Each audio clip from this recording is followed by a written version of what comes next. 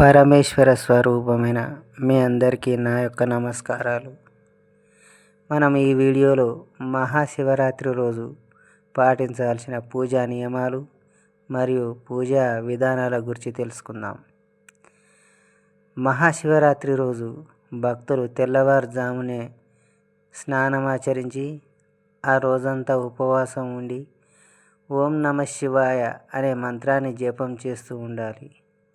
ఇక రాత్రి నిద్రపోకుండా జాగరణతో శివాలయ దర్శనం, లింగోద్భవ కాలంలో అభిషేకాలు, శివపురాణ పఠనం, బిల్వదళాలతో పూజ చేయాలి.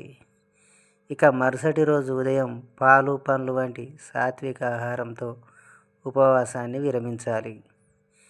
ఇక శివరాత్రి రోజు పాటించాల్సిన నియమాల గురించి తెలుసుకుందాం. శివరాత్రి రోజు ఎలాంటి ఆహారాన్ని తీసుకోకూడదు. పాలు పండ్లు వంటి తేలికపాటి ఆహారాలు మాత్రమే తీసుకోవాలి. ఇక జాగరణ విషయానికి వస్తే శివరాత్రి రోజు రాత్రంతా శివనామ స్మరణతో భజనలు చేస్తూ శివధ్యానంతో గడపాలి. సినిమాలు చూడటం, అనవసరమైన పనులు చేయడం నిషిద్ధం.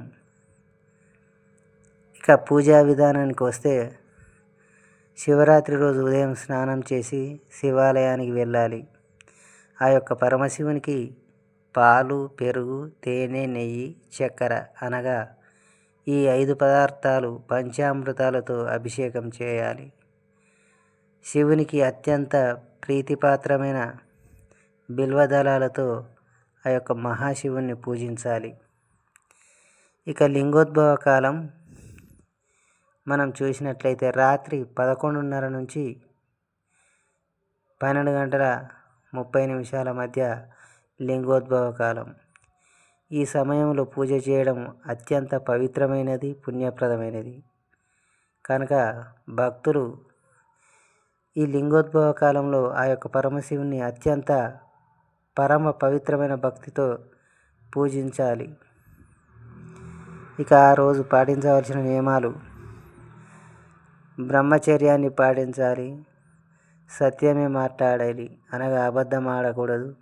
మరో విషయం ఏమిటంటే మన యొక్క మనస్సును శివునిపై కేంద్రీకరించాలి.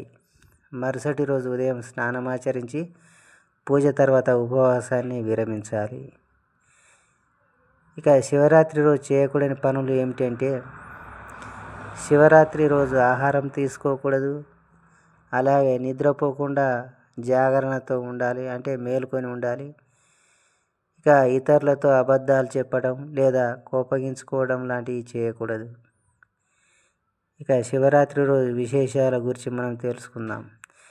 ఈ శివరాత్రి రోజు శివపార్వతుల కళ్యాణం జరిగిన రోజుగా మరియు శివతాండవం చేసిన రోజుగా భావిస్తారు. శివరాత్రి రోజు శివపార్వతుల కళ్యాణం చూసిన లేదా శివపార్వతుల కళ్యాణం జరిపించిన విశేషమైన పుణ్యం లభిస్తుంది.